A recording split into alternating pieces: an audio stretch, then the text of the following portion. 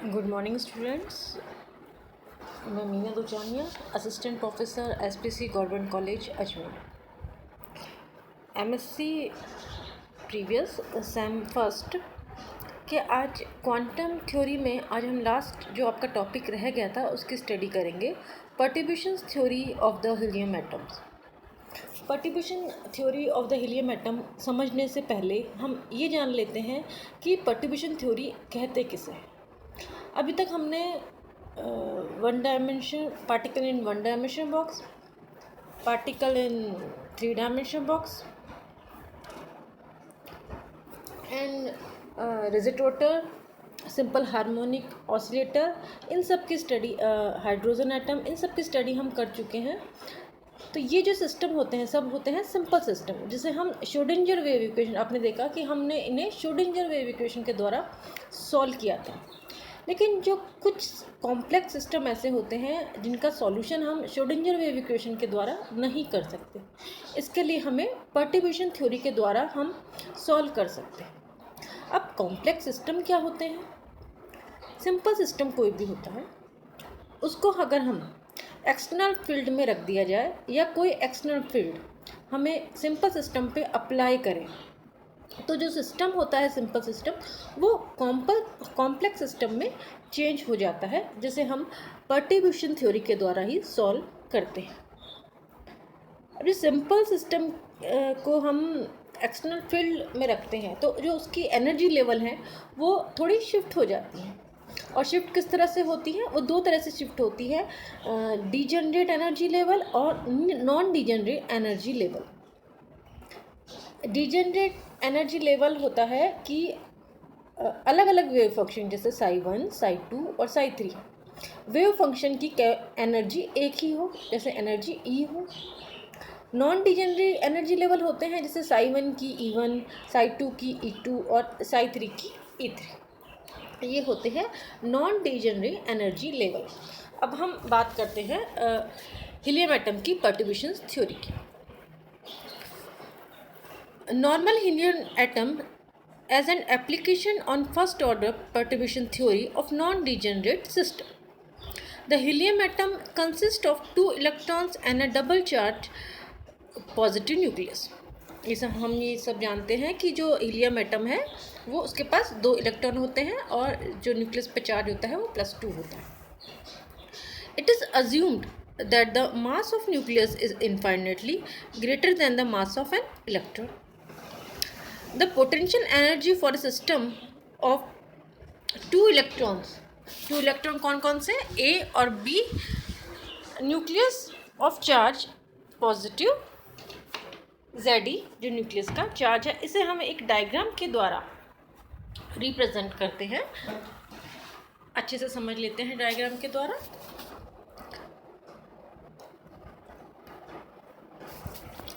मान लिया Z ही हमारा क्या है? हीलियम का न्यूक्लियस है। ये एक इलेक्ट्रॉन, ये दूसरा इलेक्ट्रॉन। न्यूक्लियस से इसकी दूरी हमने मान ली R1 और इस इलेक्ट्रॉन के बीच की दूरी मान ली हमने R2। दोनों इलेक्ट्रॉन यहाँ पे अट्रैक्शन फोर्स हो जाए न्यूक्लियस और इलेक्ट्रॉन के बीच में, और यहाँ पे 1 और 2 के बीच में यहाँ पे इलेक्ट्रॉन है, यहाँ होगा रिपल्शन फोर्स। तो पोटेंशियल एनर्जी होगी इस इलेक्ट्रोड की हो जाएगी -ZE² अपॉन R1 और इसकी हो जाएगी -ZE² अपॉन R2। और इन दोनों के बीच में जो रिपल्शन जो पोटेंशियल एनर्जी होगी E² अपॉन R12। तो जो हमारी potential energy, total potential energy हो जाएगी हमारी, वो हो जाएगी V -ZE² अपॉन R1। एक इलेक्ट्रॉन की पोटेंशियल एनर्जी है, दूसरे इलेक्ट्रॉन की potential energy -ZE² upon R2, और दोनों इलेक्ट्रॉन के बीच का जो रिपल्शन होगा +E² अपॉन R12। ये हमारी हो गई equation first, where R1 and R2 distance between 2 electron A और B के बीच, and R12 repulsion of the electrons. The hamiltonians of a system, हमने हैमिल्टोनियंस पढ़ा था, क्या होता है सिस्टम का? काइनेटिक एनर्जी और पोटेंशियल एनर्जी का टोटल होता है हैमिल्टोनियन। तो यहाँ पे काइनेटिक एनर्जी क्या है हमारे पास और पोटेंशियल एनर्जी की वैल्यू रखते हैं तो आता है minus H cross square upon 2m0 del 1 square plus del 2 square minus potential energy की वैल्यू इक्वेशन फर्स्ट से पुट करते हैं Z E square upon R1 minus Z E square upon R2 plus E square upon R1। ये हो गई हमारे पास equation second. The wave function of unperturbed hamiltonians, unperturbed hamiltonians की जो वेव फंक्शन होगी वो H psi is equal to E psi. ये हमारे पास इक्वेशन थर्ड है। एच साई हमारे पास क्या है, इक्वेशन सेकंड से हम वैल्यू रखते हैं। The wave functions for 2 electron in the helium atom रखने पर हमारी सेकंड इक्वेशन से एच की वैल्यू रखने पर आती है minus H cross square upon 2m del 1 का स्क्वायर प्लस del 2 का square minus Z E square upon R1 minus Z E square upon R2 plus E square upon R12 psi is equal to E psi. ये हमारे पास हो गई equation fourth. अब equation fourth क्या है, equation four is wave equation of helium atom. Equation जो fourth है हमारी वो हीलियम एक तरह से हीलियम एटम की वेव इक्वेशन कहते हैं इसको हम रीअरेंज करते हैं। रीअरेंज इसलिए करते हैं कि एक तरफ तो अट्रैक्शन फोर्स की पोटेंशियल एनर्जी हो जाएगी दोनों इलेक्ट्रॉन की, एक तरफ रिपल्शन फोर्स की। रीअरेंज करने पर हमें इक्वेशन फिफ्थ मिलती है। The Hamiltonian in the form, अब टोटल हैमिल्टोनियंस अनपर्टिब्यूटेड और पर्टिब्यूट का टोटल होता है H is equal to H naught plus H dash. H naught क्या है हमारे पास,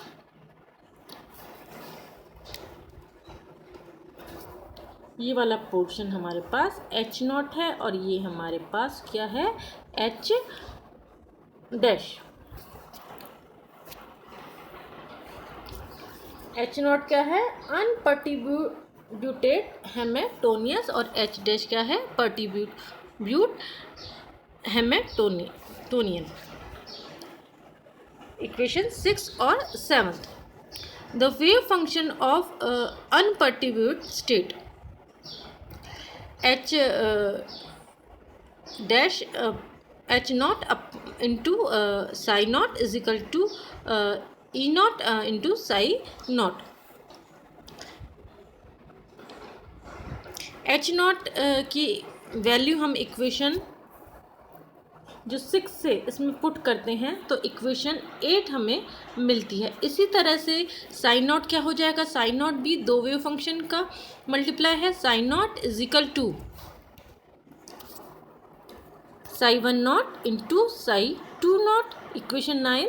और जो एनर्जी हो जाएगी वो भी दो एनर्जी का सम हो जाएगी, E not is equal to E1 not plus E2 not.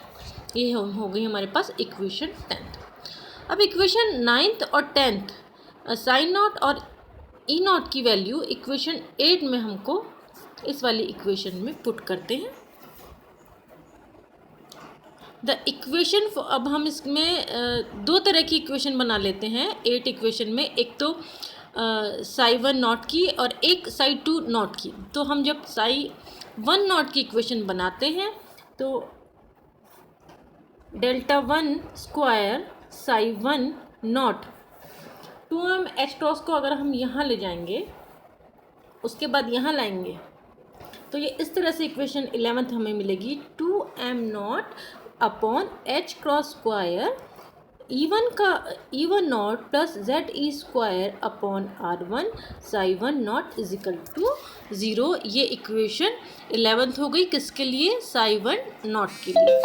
इसी तरह साई 2 नॉट के लिए जो इक्वेशन हमें मिलेगी delta 2 square psi 2 naught plus 2m naught H cross square E2 naught plus Z E square upon R2 psi 2 naught is equal to 0। इस तरह से हमें ये इक्वेशन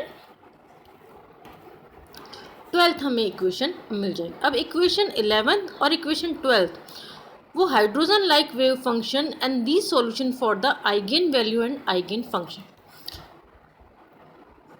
जो इक्वेशन 11th और इक्वेशन 12th है वो एक हाइड्रोजन की तरह से है कि ये एक हाइड्रोजन के लिए हो गया वेव फंक्शन और ये दोनों दूसरे हाइड्रोजन के लिए अलग अलग हमने निकाल लिया और दोनों को अगर हम सम कर देंगे तो क्या हो जाएगा, हीलियम एटम का निकल जाएगा। तो इस तरह से जो एनर्जी हो जाए hydrogen like wave function as this solution for eigen value and eigen function. तो इसके जो आइगन जो वैल्यू है वो भी सेम होगी।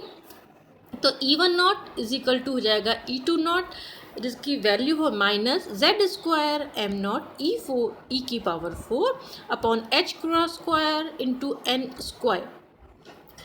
ओमेगा एच हमने मान लिया, जो हमारे पास कांस्टेंट है वो हमने मान लिया am not E4 upon H cross square की जगह हम इस इक्वेशन में हम लिख देंगे ओमेगा एच। तो ये हमारे पास इक्वेशन हो जाएगी, वो हो जाएगी minus Z square omega H upon N square. तो सॉल्यूशन जो 11th है हमारे पास, सॉल्यूशन 11th का जो सॉल्यूशन है वो हमें इस तरह से वेव फंक्शन के फॉर्म में मिलेगा। Psi 1 not is equal to Z cube upon pi A not cube E की power minus Z R1 upon A not. ये इक्वेशन 13 हो गया और ये आपको इसका सॉल्यूशन डायरेक्ट याद करना पड़ेगा। इसी तरह से 12th इक्वेशन है उसका हो जाएगा, सिर्फ अंतर क्या होगा, जो 13 में हमने R1 लिखा है उसकी जगह R2 आ जाएगा और आपको इक्वेशन 14 मिल जाएगी। टोटल अनपर्टिब्यूटेड एनर्जी दोनों का सम हो जाएगा E1 not plus E2 not का। जब हम इसमें E1 नॉट और E2 नॉट की वैल्यू रखेंगे तो हमारे पास जो टोटल अनपर्टिब्यूट की एनर्जी आ जाएगी E नॉट आ जाएगी minus 2Z square omega H. ये इक्वेशन 15 है। n की वैल्यू हम n is equal to 1 round state की, तो इक्वेशन हमें 15 प्राप्त हो जाएगा। The first order perturbations energy E dash is the average value of the perturbations function। ये तो हमने निकाल ली अनपर्टिब्यूट एनर्जी। अब हम पर्टिब्यूट एनर्जी निकालेंगे। उसके लिए जो हेमेटोनियस था वो H डैश था। H डैश क्या माना था हमने, is equal to E square upon R12 और एनर्जी जो हो जाएगी इसकी पर्टिब्यूट की E dash is equal to integrate psi not star H dash psi not D tau. हम जानते हैं साई नॉट और psi not star complex conjugation होते हैं। यहाँ पे हमने इस इक्वेशन में एच डैश की वैल्यू हमने पुट कर दी है इंटीग्रेशन में E square upon R12 complex conjugation और डी टॉ।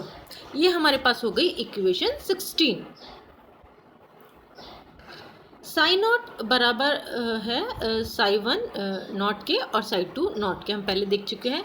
तो साई 1 और साई 1 नॉट और साई 2 नॉट की वैल्यू हम लोग इक्वेशन किससे, इक्वेशन 13 एंड 14 से साई 1 नॉट और साई 2 की वैल्यू पुट कर देंगे। ये कॉमन आ जाएगा जेड क्यूब अपॉन पाई ए क्यूब। हमने जेड R1 को मान लिया रो 1 और जेड R2 को मान लिया रो 2 और ए नॉट को मान लिया 2।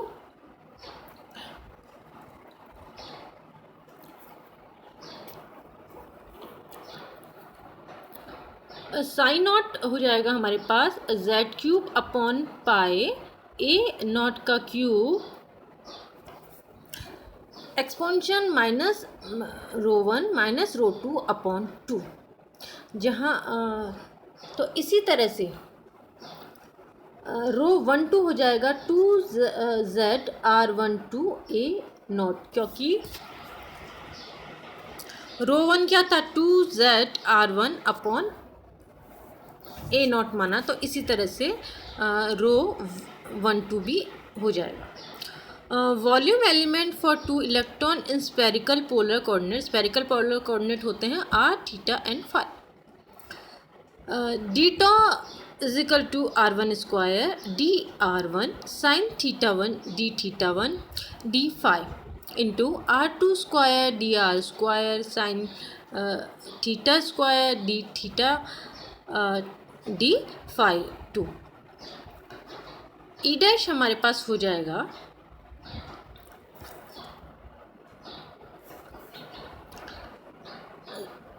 जो हमारे पास ये ई डैश की वैल्यू है यहाँ पे इक्वेशन 16 से, ई स्क्वायर अपॉन r12, ये वैल्यू आपको डायरेक्ट ही याद करनी पड़ेगी।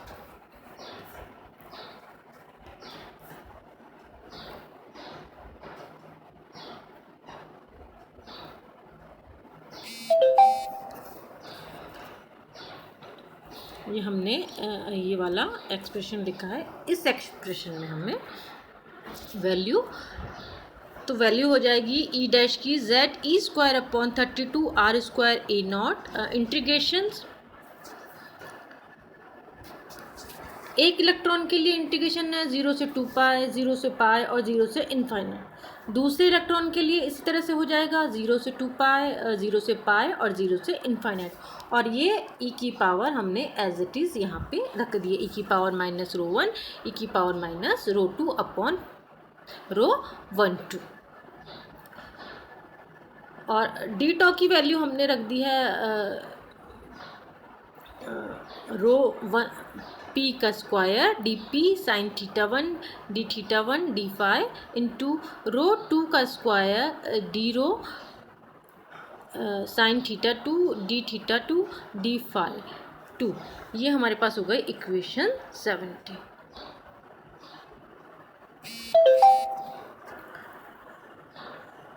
इसे हम और सिंपल वे में करने पर जो